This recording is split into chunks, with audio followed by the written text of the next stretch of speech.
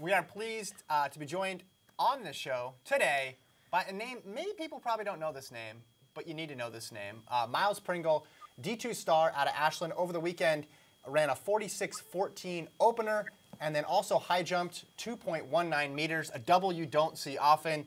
He's won the last 4 400-meter titles at the D2 level.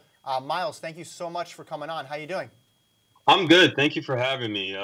This is a new experience, so I'm happy to see how it goes. Well, we're happy to have you. Let's just start first before we dig into all your other exploits. This past weekend, I mean, that doubled, 46-14, and the high jump, did you see it coming? No, I actually was not expecting to do anything like that. I was just supposed to do high jump, but then our meet got canceled at Kent State, where my coach decided to put me in the 500. So he asked me if I wanted to run the 4. I was like, yeah, I'll run the 4. It'll be a good opener. And I was telling my teammates, I was like, yeah, I'll probably run like 47.3 to 46.8. And then I run that, and they're like, so what happened to that time that you said you were going to run? I was like, look. I don't know what happened. I don't know what happened, okay? But I was very happy with the outcome that happened this past weekend. And we mentioned all of your titles at the D2 level, but even at the U.S. level, you made the USATF final in the 400. But reading back on you, in high school, you weren't even sure that you were going to continue and to go on to college and to compete. Why were you having second thoughts or reservations about competing in college in the first place, and what ultimately changed your mind? I didn't know at that time if I could perform at the next level or if I could do school and track in college, because I didn't know how college was going to go at the time. But now that I did, I can see that I made the right decision. And it was honestly just like some of the coaching staff. Also, I was just like, I don't know how I feel. This is like how coaches are going to coach and like the collegiate level. I don't know how I'm going to be, but I'm glad I made the decision. Yeah, certainly. And how did you end up with high jump and 400 being your 2 events of choice? So my 400, I ran the 400 once my sophomore year, and I ended up running 50. And so I was like, oh, well, this may be my new event, because I was a distance runner at first. I ran the 8 and the mile, and then I dabbled in the 2 miles here and there. But then for high jump, I ended up breaking my arm my freshman year, and I had a full arm cast. And once that full arm cast got to just halfway down my arm, then I was over at the high jump pit, just messing around with my friends, jumping over the bar. And my coach saw me, and she was like, so you ever think about doing high jump? I was like, no, but I can. I mean, I've always wanted to try. And next thing you know, I'm a high jumper and a 400 runner. Myles, you were telling us a little bit off camera or off broadcast here that you've tried a variety of sports, done different things, and not maybe what people would typically associate with a really good track runner. Tell the audience a little bit about your history in sports and what all you've dabbled in before you landed on kind of the track and field life. Yeah. So when I first started sports at all, I started as a soccer player. And then I started playing soccer when I was 8, and I stopped when I was a senior in high school. But then along with that, I started figure skating. I was a figure skater since I was 7, all the way up until high school. And then after high school, it just kind of became a hobby. I went to a school of arts for dance. So I did ballet, hip hop, contemporary, partnering. I did all those type of dances. I did t-ball, baseball, dabbled a little bit in golf and tennis. But the 2 sports I never and still can never to this day do are football and basketball.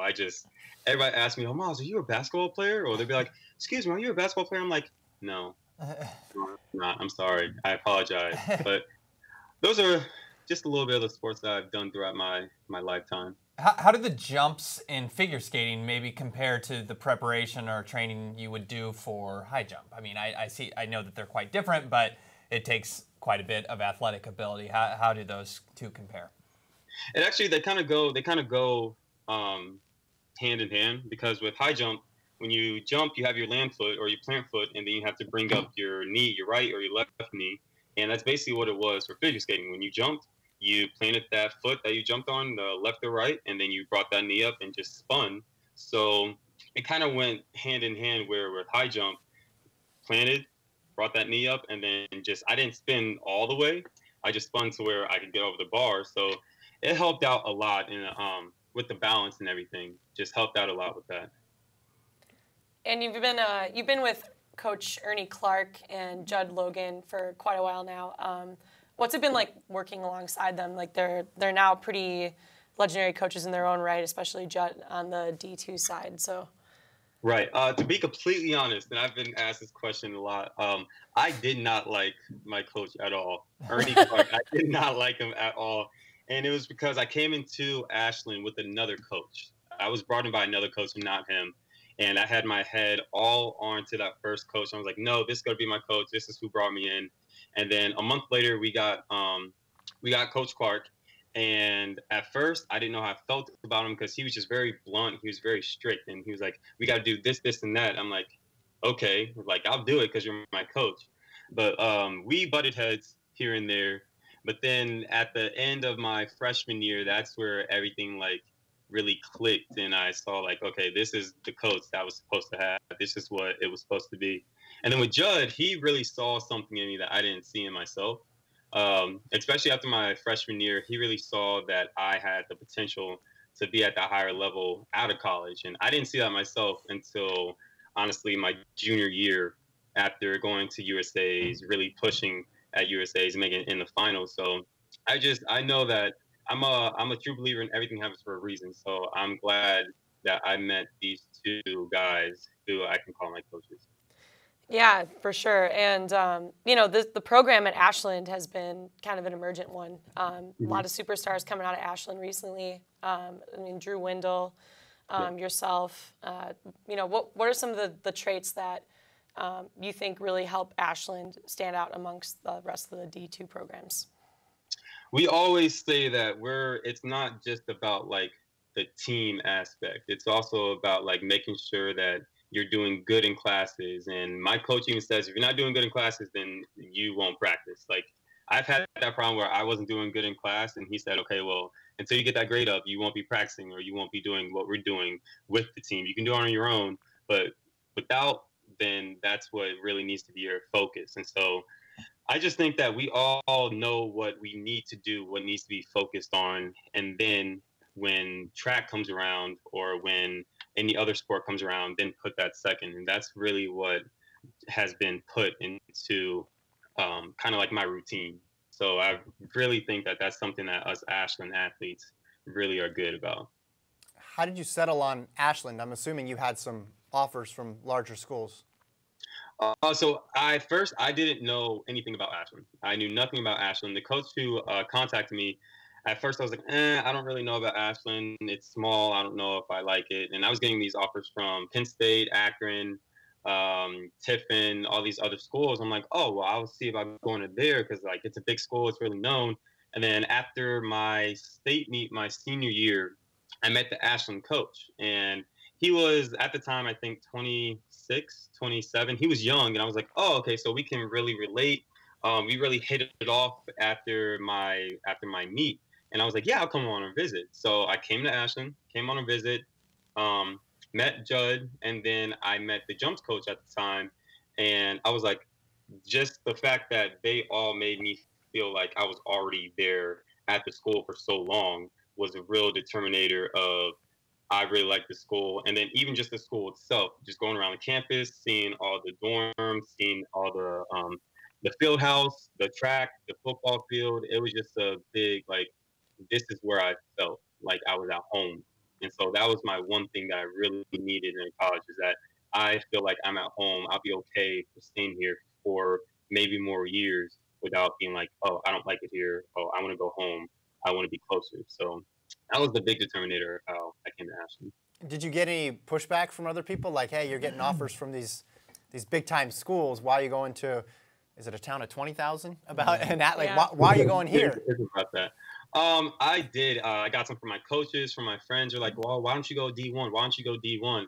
And my mom always said, it doesn't matter about where you go. All it is, like, for me, I've come to realize going to D1, all it is basically is that they have bigger facilities.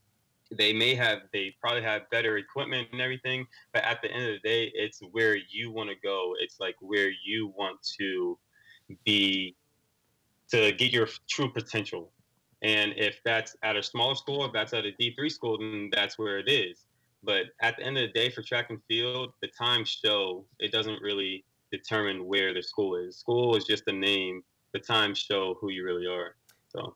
And speaking of those times, what do you need to do to take that next step? You made a U.S. final this past summer in Des Moines. What are you seeing some of the better 400 runners in the country? You're right there, but there's still obviously some room to improve for you to reach that really high next level as you transition, I assume, into a pro career. What do you need to do to improve the most in the quarter? For me, it's really focusing on my last 200. Like, I'm strong in my first 200, I'm strong in my last 200. But that last 200 is where I just really need to focus down and find the details of where I need to break it up and where I need to push more, where I need to not push more, and just really breaking down that last 200. And does that involve more strength work? What is the plan? I suppose for that to get strong. Obviously, as a young guy, you're going to keep improving just by getting more mature physically and mentally. But is there a specific thing in training you're targeting to do that? For me, it's all about the mental mindset. So it's all mental. I've been doing this for so long. My coach is like, you've been doing this for so long. Your body knows what it needs to do. Your body knows it needs to push when it needs to not push. It's all in your head. That's where you really need to say, hey, I know I can push through this pain. I don't feel pain. This is going to be my day where I come out and run a 44, come out and run a low 45. So to me, it's really just about the mental set and really getting me to believe that I can run a 44 indoor, or I can run 45 indoor, or 40. So just mental mindset is where I think I really need to focus on. When you talk to other track people, like we do frequently, and you ask them about doubling, they always say, without fail, one race helps the other. The 100 helps my 200, the 200 helps my 100, or the long jump helps the 200. But no one really does the high jump and the 400. So honestly, I mean, does one help the other, or are you just like dragging when you get over to the high jump pit because you just ran a quarter, or vice versa? And if you took that high jump away, in the future, how much would you improve just based on that? Yeah, every time I get asked questions after I do the 4 or do the high jump, they're like, why do you do both? Like, why not just focus on one or the other? I'm like, I'm really good at both. And me and my team want to get that team title, that team championship. So I'm going to keep doing both until after college. And then really for me, what I think about is my first 5 steps where I really have to push out of high jump with my run through, is that I'm really getting that push from when I was in the 4. Like, the 4 is basically my shakeout for high jump. So I'm shaking all the nerves out, shaking all the lactic acid out and everything like that. So when I get over to high jump, next I'm like, all right, I'm ready to go. I'm ready to jump over some high heights. And even with the 2, like my 2, I know my 2 needs to be a lot better than what it is now. And so with the 2, that helps with high jump. With the 2, that helps with my 400. So just kind of goes hand in hand a little bit. Yeah, and this is another question about Ashland specifically. As my brother, I would talk to him about this all the time. My brother, as you know, Jason, went to Ashland. Right. What do you like to do in Ashland? So it's okay. So Ashland, it really isn't as bad as it seems. I know it's in the middle of nowhere, but you find things to do. So, for instance, my friend's birthday, Brandon Freeman, he had his 25th birthday 2 weeks ago, or last week. And so we went over to the football field, to the Troop Center, went into the study lounge, just waited around, had a little surprise birthday party. Then after that, just hung out, talked about like the olden days when I was a freshman and he was a senior. But we'll go to Mansfield, go to the mall over there, go watch some movies. Columbus isn't far away, so we'll go to Columbus, go to the outlet malls over there, or just go up to Cleveland, just find something. But you find stuff around to do. It's just when you have the right people and right friends, then sometimes just hanging out is a better thing to do. Yeah, my brother got into video games. So are you a gamer? I am not, actually. I am not a gamer at all. I mean, I'll game a little bit with my brother, but other than that, no. What's one 400-meter runner, either in the United States or internationally, that you'd love to line up with and race? Honestly, I'd love to line up with Michael Norman, because I know if I run with Michael Norman, I'm gonna run a pretty fast time. So I Are you better? I love to run against him. I ran against who was it? Michael Cherry. He was one of the runners that I wanted to run against. But I ran against him at USA's. Running Norwood. I really wanted to run against him. I ran against him at USA's. But other than that, Michael Norman is probably the number one out of everybody. Him or Wade Van Niekerk. Mm-hmm. How do you know, those guys are targeting USA's later down the season. Obviously, you qualified, made the final last year. So I'm sure that's part of your goal there. Those guys aren't running in December, though. They're not high jumping in December. How do you hedge your bets for wanting to? And I know you're young and you have probably professional career years down the road. But if you're looking at anything to do in 2019, how do you kind of hedge that with already starting your season in December? We work slow. So this past weekend was just my opener. When I come back, the first meet I probably won't be running at all. I'll probably just be doing high jump just because of where the meet is at. And then after that, we really focus on, do I want to run the 2 here? Do I want to run the 4 here? Do I want to do both? Do I want to do 2 and 60? Do I want to just do high jump? So it really just determines on how I'm feeling and what me and my coach want to do at that time. So I won't run a 400 at every meet. I don't need to. That's not going to help me out at all. But this year we're going to Kentucky. So that's probably going to be where I run the 4, maybe run the 2 also. But it just depends on what the meet is and what competition we have. Do you like running the 4 indoors? I do. Some people say that they don't, but for me, first person I in do. history. Yeah. I mean, I liked running it indoors because you didn't have to deal with wind or any of the elements. Exactly. So, Yep. What about 300 meter track versus 200? Okay, so a 200 flat track, no, not at all. 200 bank track compared to a 300 track, I'd rather take the 200 bank track than 300. Cool. Well, thank you so much for your time, Myles Pringle, D2 All-Star, future guy we're going to be talking about for many, many years, former figure skater. Yep. He does it all. Thank you very much. Safe travels. I know you're on your way home for the holidays, but thank you for making time for us.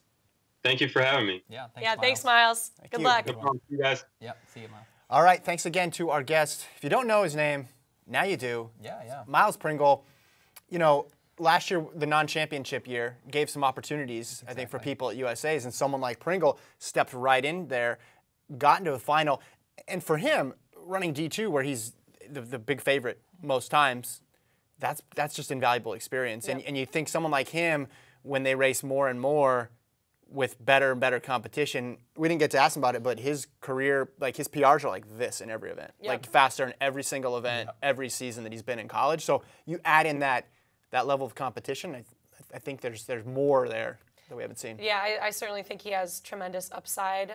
He's demonstrated that he's a consistent performer, and not only that, but when he is placed in, like you said, those higher level competitions, he can rise to the occasion. Mm-hmm. I think if he's right, he gets in a race with Michael Norman, he's going to get under 45 seconds because you got a nice pacer there. That's right. Seconds ahead. I just think it's crazy talking about a 400 being a warm up for a long. High jump is brutal. I mean, there's a reason why they meter out their effort in the high jump, and there's so many people passing on lower heights, is because after a while that takes a toll, and any 400 takes a toll as well too. So that's an interesting dynamic too, having to balance those two. And when he doesn't later on in the future, how much of a boost that gives him. Lincoln, from the D2 perspective, I know you're happy here because we got to talk more D2. He's fantastic, and he's a huge point scorer for his team, and for somebody that's in Division I, that's why a lot of athletes go pro as well, because they're asked to do so many events. But this is almost to another level. You look at his last outdoor meet. I mean, his Tifers page reads like a book. Yeah. Prelim, final, and he's just scoring a ton of points. So it's a guy you're excited about, not only for what he can do while in this system, but gets onto a pro career, finds the right team, and you can see when he really focuses. I assume it's going to be the 400. Obviously, that's his the event he's most competitive in. He could really take off. So these D2 guys who are under the radar, I always talk about them, but they can really take off after their career. So I'll look forward to see what we can do. All right, let's chat about last weekend. Biggest pro happenings. There were some pro happenings. Yeah, just a few. There's a few. Not much. We're still winding down. Last couple weeks, and we're still in that in-between time. There's some road races, there's some track races, there's some cross-country races. Let's start first with the European Cross-Country Championships. Philip Ingebrigtsen gets the win in the senior race. Brother Jacob wins the U20 race. Yeah. Jakob? Lil Britson. What we call him. Lil Britson. Yeah, so Ingebrigtsen double, once again, they seem to always at least come away with 2 championships, regardless, whether or not they're both from one brother or they're split over 2, but in the muck and mire there. And Henrik had a really nice mustache. I think he was only 19th, but he had a very good mustache. And strong mustache. They wanted to make sure that we didn't forget about them in 2018. A very good month of, very, very good track season, very good month of August for them. And Jakob was getting toyed with a little bit with one of the Spanish runners. Yeah, doing the high five thing. And was that like a? It was totally a nod to what happened at the European Championships I think so, between the brothers, for sure, in my opinion. But. So it's a bit tough to tell with the competition because a lot of these guys, you've heard of the Ingebrigtsens, but some of these other, guys in the race is like, well, they're not competitive on the track. So, yeah, certainly the Ingebrigtsens, they still rule. And I know on the U20 side, the Norwegian team got the victory. So congrats to them. Not saying I'm not trying to hype up the Norwegian train here. Dude, you've been criticized. You already did, so. Yeah. Twitter is ablaze with comments criticizing Lincoln's pro-Norway bias. We can talk about the biggest highlight of the weekend. Yeah, Jimmy Gressier. Let's check out this European cross-country fall here. Go ahead, Lincoln. You can talk through this one. Yeah, I wrote the recap for the weekend, and this was all over the internet, but I called it the Spielberg and Tilburg. And as I said, I'm not just trying to toot my horn, but while I have the platform here, I said he left a wee bit to be desired. I was just going to say that was my favorite part. Super muddy. I just didn't see. Man, the best part though was as you mentioned. I'll give a nod to you, Kevin. The person on our right side holding the tape, just kind of that like wasn't just me. Everybody was like depressing Let's do it one more time. Let's focus in on the woman on the right here, and she does him a favor a little bit because otherwise his head's going straight into the mud. But now at least he has a soft cushion. But then she just lets go at the very end and drags it over, and then the look behind. Yeah, he's like, I better not get out. Have I crossed the line here? Yeah. Spielberg and Tilburg. Nobody close, fortunately, for Jimmy Gressier. I like you see there's a French flag in the background going up, and like we're excited, and watch it kind of disappear. Oh, no. Wait. You're big into flag etiquette, Lincoln. Oftentimes you think people celebrate too much with the American flag after races. Well, I didn't see where he. What do you think about that? What do you think about finishing a race holding flags? Well, it's curious because what are the rules regarding this? Because obviously all NCAA races are close, but could theoretically Morgan McDonald have grabbed an Australian flag if somebody threw it? I mean, are there rules against this? That's what I'm saying. It's a very, very, very gray area of what he's doing. I mean, I'm just glad for his sake he won because my goodness, if he would have fallen 5 meters back and got disoriented, tripped over the French flag and it got sacre bleu. Yeah. So how do they feel about their flag in France? Because I feel like in the United States, if you let the flag touch the ground, that's like a sacrilegious thing, right? That's a good point. I'm not sure. sure. So how do they feel? I don't know. I think if they're winning, they're cool. It's in the mud too. Yeah. Well, but he was gonna slide. The best case scenario here still wasn't that good for Jimmy Gressier, right? So say he executes the perfect slide. He still then got to wiggle his way up to a standing position at some point. Yeah. So the risk reward here was difficult. I think he should have done it just without the flag. The flag just high risk, low reward. Well, the flag just makes it so much better because he was biting off a lot here. Really give me all the props you can. And then I'm going to try this feat of athleticism that cross-country runners probably can't. Do not typically have. Yeah. He did not have a background in figure skating. No. Moving on, let's talk about Cheserek, Jenny. He won another road mile. He sure did. Yeah, he ran the fastest ever mile on Hawaiian soil. There we go. 3:54. Yep. And you know what? It wasn't him leading the whole way either. No, he had to kick down that guy. Yeah, Leonard Bett. Yeah. It was a great race. But yeah, he's just been collecting checks this season, man. That was his 3rd consecutive win, starting with the road mile that he ran in Las Vegas, and then he went to Manchester and he blew away the course record there amid terrible, terrible conditions, icy cold. And then, even out in Hawaii, conditions weren't that great. Still kicked down Leonard, and he's just making money. 18 grand in a month. That's right. Not bad at all. The other bit of news I want to touch on, Lincoln, Des Linden, Yuki Kawauchi, committed back for Boston 2019. Yeah, it would have been quite the upset if they were not coming back this year, but good to see. Very, very curious to see what both will do in their returns. Obviously, I would say Des has a much better shot on paper to retain her title. Yeah, I know you're a Yuki believer. Just don't count But him out. we can He's a start grinder. to maybe the Farmer's Almanac for 2019 release. We can start looking at the mid-April How Missouri of you. weather conditions and maybe. Farmer's Almanac. Yeah. Wow, I hadn't heard that. That's a very regional. Is that a very regional Yeah, reference? I mean, yeah, it is. Oh, is that not a thing in California? Well, I've heard of the term farmer's Yeah, almanac. yeah. We talk about Thomas Guides in California. You know what a Thomas Guide is? No. Thomas Guide? No. It's a map. No. Very detailed. It was pre-GPS, but it had it has like every street on it, and it's still in the back of my car. It's about this thick. Yeah. Like, so you can get a Southern California Thomas Guide. It's back when you needed maps. So a guy named Thomas created it. I'm guessing, yeah, first or last. Not Okay. sure if it was Frank Thomas or another Thomas. Good baseball player. What are your thoughts, Kevin, about Des and Yuki coming back? Obviously, You're right. pretty It would be a predictable.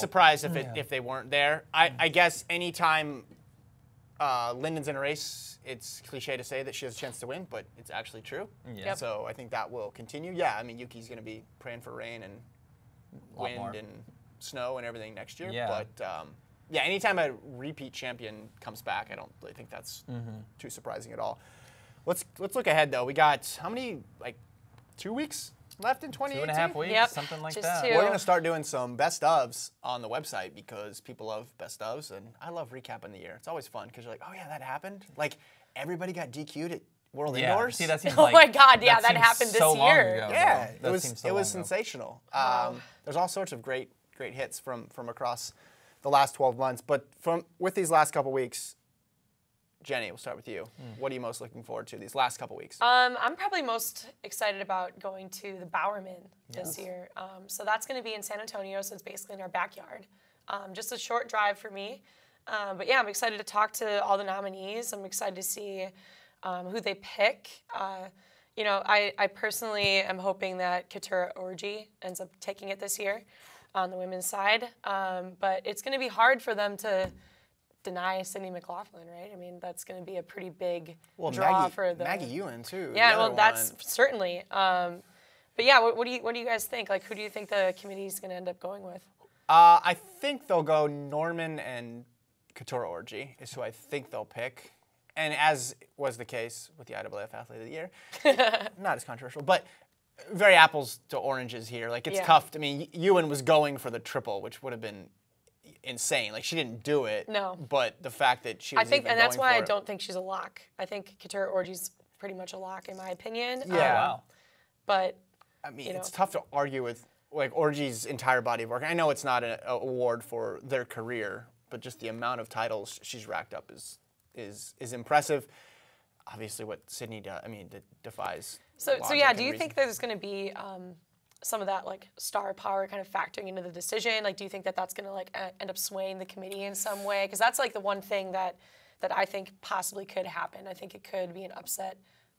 It's crazy to even call Yeah, them upset yeah. because Sydney's incredible, obviously, but we really do have like quite the host of like fantastic nominees, especially on the women's side. Well, yeah, it's tough.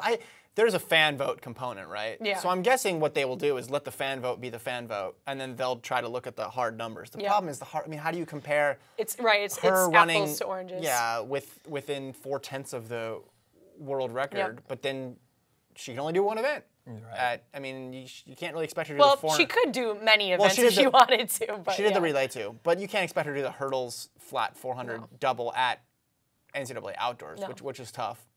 Other doubles are more possible. So I just think, just a prediction, which I've gotten so many things wrong this year, so why stop now? I think that they will pick Orji and Norman. If you ask me who should win it, it's impossible to say. I mean, Yeah, that's look true. at Rai Benjamin. Look what Rai Benjamin did this year. I know. Look what Grant Holloway has done this year. Didn't break a world record indoors though. Well, they did, but Well, not. They didn't. Yeah, He- he did careful. actually. Which is Careful. funny. Well, he didn't break an individual and a team, even though I know it's not a world record on the 4x4. What a time, but bum. Yeah.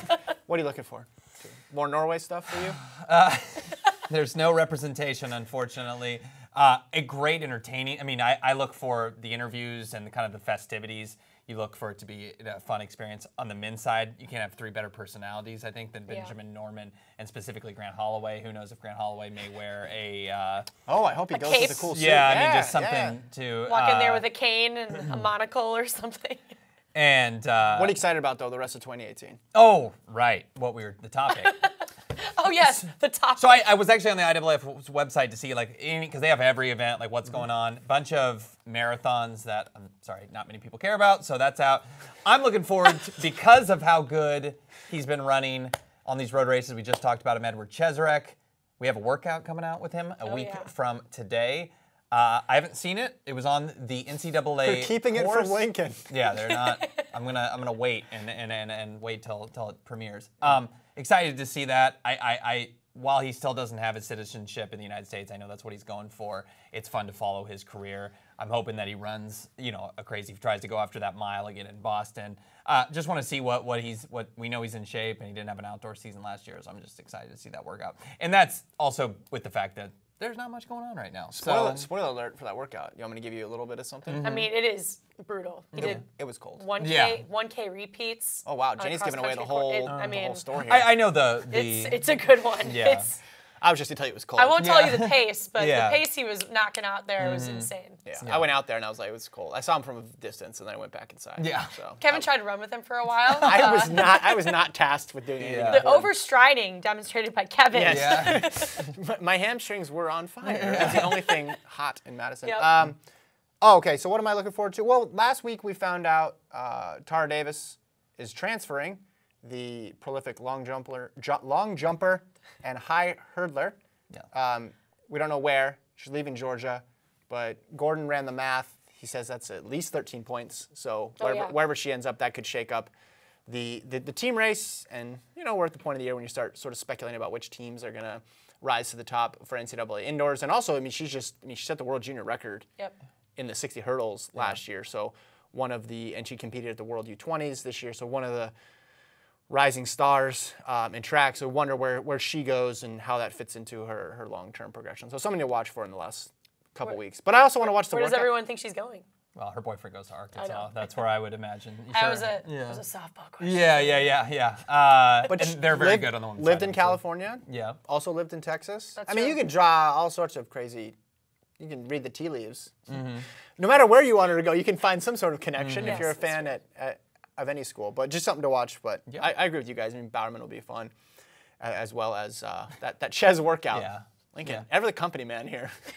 Excited to see it. I'm excited. I had nothing to do with it, so I'm just as much a fan as anybody else. There you go. Yep. And as always, check that out on the site next Wednesday. Yeah, Next week from Wednesday. today. So a week from today. And then, like I mentioned, we'll start next week with the best ofs. Best races of the year, athlete of the year for pro, college, high school. You'll never guess which women's athlete I'm selecting for Pro Athlete of the Year, guys. That's gonna be fun. Interviews of the year, kicks of the year, all that will be on the site, so people can check that out as the year winds down, and then we can do all the New Year's resolution fun stuff, so we can make bad predictions that we forgot about in February. It's gonna be fantastic. Thanks to you guys again. Yeah. This was fun. Thanks to our Always. guest, Myles Pringle, the D2 star from Ashland. We will be back next week. Bye.